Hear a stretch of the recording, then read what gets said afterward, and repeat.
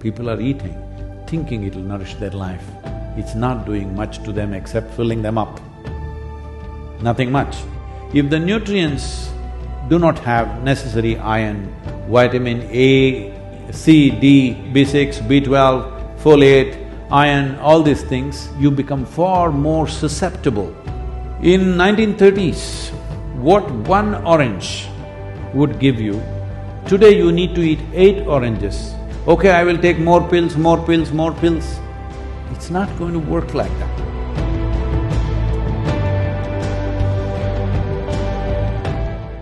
The reason why this pandemic is having the kind of toll that it's having upon us, there are medical issues, I'm not entering that.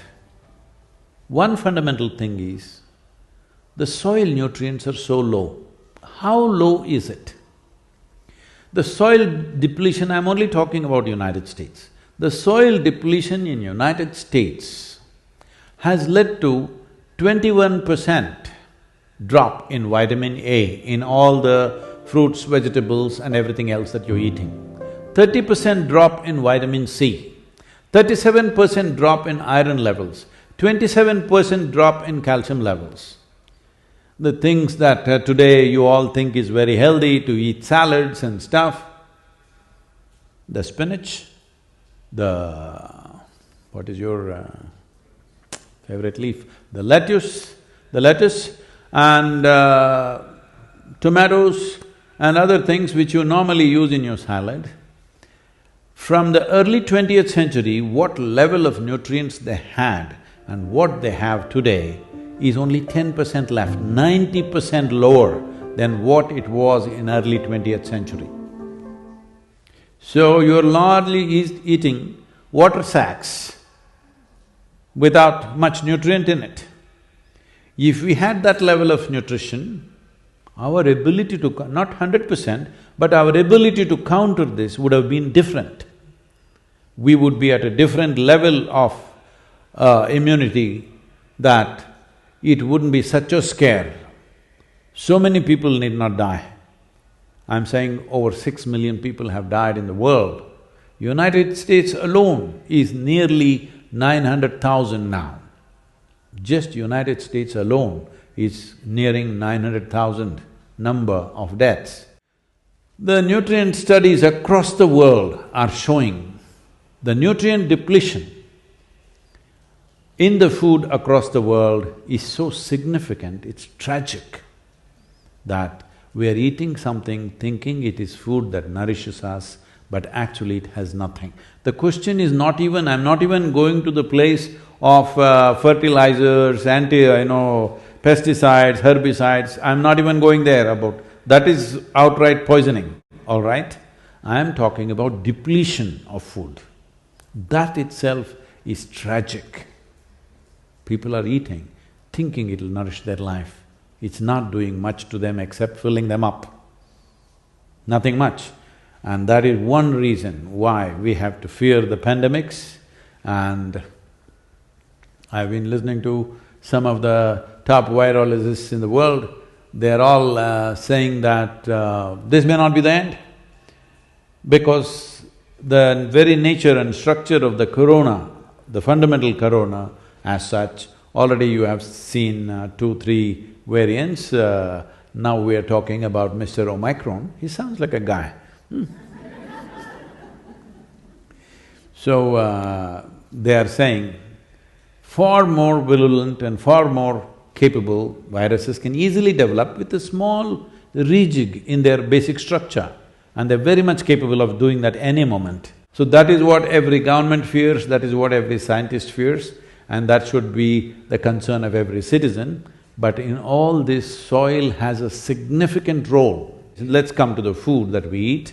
If the nutrients do not have necessary iron, vitamin A, D, C, D, B6, B12, folate, iron, all these things, you become far more susceptible to any kind of respiratory infection is a well-established fact.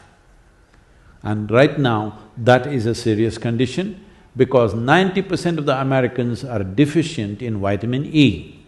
And that is why highest level of deaths in a given country for the population has happened in this country. For 350 million people, nearly 1 million people are dead. This is the highest in the world. There are countries like India and many other nations far more densely populated. Just the amount of space that you have, you should have been safe. But lack of nutrients and irresponsible behavior has cost us so much. We have to ensure that more people don't go in this direction. So soil is a very important part. 43% deficient in vitamin A.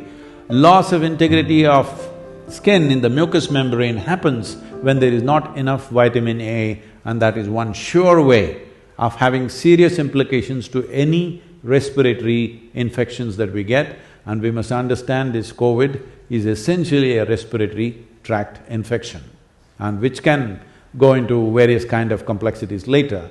39% are deficient, 39% of the United States citizens are deficient in vitamin C. And this is very vital for the antibody production, your vitamin C. Okay, I will take more pills, more pills, more pills. It's not going to work like that. The food should have it. They're saying, in 1930s, what one orange would give you, today you need to eat 8 oranges. Has anybody eaten 8 oranges in a day, any time? You ate? Okay. They are working on an orange farm. Okay. Eating 8 oranges a day is not a possibility for most human beings. One orange, what it would give you, today it takes 8. So, considering all this, soil is an unfolding disaster for everybody. I was talking to the WFP director who is from United States. He said, last year we spent $9 billion distributing food in Africa to starved populations. This year, our budget has to go up at least by $4 to $6 billion. Otherwise, we cannot fulfill this because the number of famines we're expecting in many parts of Africa is so high. And he said, people thinking that this will only happen to Africa or Asia is unfortunately not true. That he's saying by 2035, there could be severe famines in Chicago and Illinois region because the soil conditions have depleted so badly, it can easily happen. Oh, we will transport all the food from here to there to here. No, when there is food shortage, no truck is going to reach its destination, people are going to loot it on the way. Hello? Yes or no? You orange eaters tell me, will the Florida oranges, will you let it go to Canada? You guys are eating 8 per day. You will stop it on the way. I'm saying the disruption, they are saying by 2045 there could be major civil wars all across the world simply because of soil depletion, and they are saying the only way that if people don't respond, if they don't do the necessary things, the only way is to go seriously into genetic engineered crops, the GMO crops, other things that everybody's become fashionable to talk against, but that will become the only bridge which will see us across for 20-25 years. But after that, when you crash, there is simply no recovery unless you put the soil back. Every year, on an average, there is a loss of 27,000 species of microbes are going extinct per year. So if we let this go as it is for another 25 to 40 years, after that recovery will take anywhere between 150 to 200 years. If we act now, if we change the policies now and begin to act in the next 10 to 15 years' time, in 25 years' time we can turn this situation around. I feel this is a fundamental responsibility that we owe to ourselves and to future generations on this planet. What do you think?